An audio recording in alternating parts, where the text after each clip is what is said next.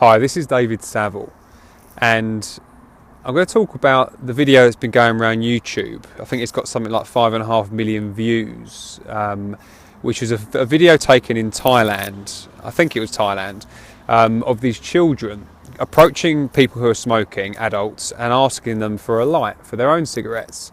And then in each case, the adults would speak to the children and explain to them the dangers, the cancer, the heart disease, all the terrible things that smoking does to the body and why they shouldn't do it. And, with a straight face, they were smoking and they were telling these children all these things. And it wasn't till the end or after they'd said all that, the kids then asked them a simple question, and they said to them, if cigarettes are so bad, why do you smoke? And a lot of them, you could see them pause. It's like they got stuck. And it's what we call in hypnosis a pattern interrupt, where they'd been flowing in their conversation, they'd been saying all the things they'd been saying, but with no conscious awareness really of it and how it connects to them. And in that moment, for that moment, it suddenly struck them, and they suddenly had an understanding, or at least a realization of the hypocrisy of their actions and what they're doing to themselves. Now, whether they went on afterwards to quit smoking or to trial, who knows. But the power of that video was, in each case that they showed, you could see that same kind of deer in headlights at the end, like stuck on pause, while their brains kind of connected the two. Because our brains are amazing at generalising things out. So most people start smoking when they're very young. When you don't really make the best decisions in life when you're a teenager, do you? You're running on emotion, you're just learning how to live really and understand the world. So you don't generally make the best decisions that are the best ones for the rest of your life. And yet, a lot of people who smoke have been smoking since they were children and continue to do so. But why is that? Why don't we just suddenly decide, no, we're not going to do that anymore? And it's not to say people don't, but so many smokers start at such that young age. And the reason is because we're not consciously aware of it anymore. I smoked for many years, and it becomes such an ingrained pattern. It becomes part of everything you do. So you don't even realise, you don't connect it to anything else in your life. It's just something you do, and it's something that you have to do, and it becomes such a natural part of you. So how can you move away from that?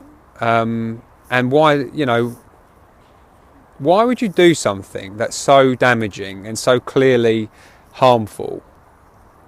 And the only reason you do it is because your brain has compartmentalized it. It has separated it out. So it's taken away the dangerous part of it and just forgotten about it and put it into the background. And it just runs on autopilot. So, people just light up. It's break time. They rush out. They have a cigarette. They get back to work. They're driving in their car. They're, after a meal. And it becomes attached to so many things. It just becomes an automatic process. And our brain does that for us.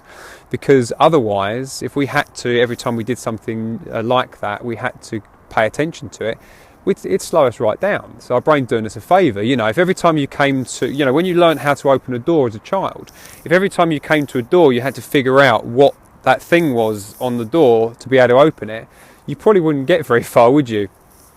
So that's why our brains do it. But it is dangerous, and obviously that's an example. The same thing can be said of drugs, of alcohol, of many bad habits like that. But apart from all that, if you're doing it if people are doing that, if you are one of those people who smoke or drink or do drugs, and that is something that is harmful to your body, does you no real good, no real value to you, and yet you keep doing it. In fact, it's harmful if you do it to excess. And yet you still keep doing that. If that's you, imagine what other things in your life you're doing without questioning it, without realizing it. What else are you doing that's harmful to you in other ways? And how much could you be holding yourself back, running patterns that you created as a child? So how can you change this if you want to? Obviously, New Year's resolutions, people are often thinking about what they want to change in their life, It's a new dawn, it's a new year coming up. So how do you do it? Well, the simplest way and the most profound way that I've found is to actually bring more awareness into your life. So create more moments in your life where you're present, you're really here. You know, you're not texting on your phone while you're having a conversation with someone. You know, don't be smoking cigarettes and watching Captain Kangaroo.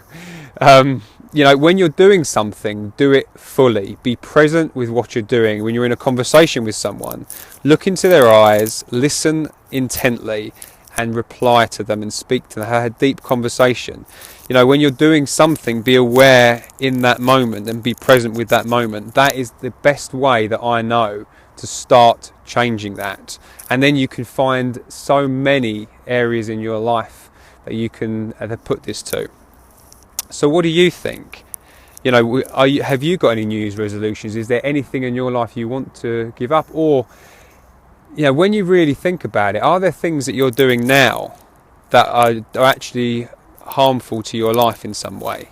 And do you want to change them? If you have an opinion on this, please comment below.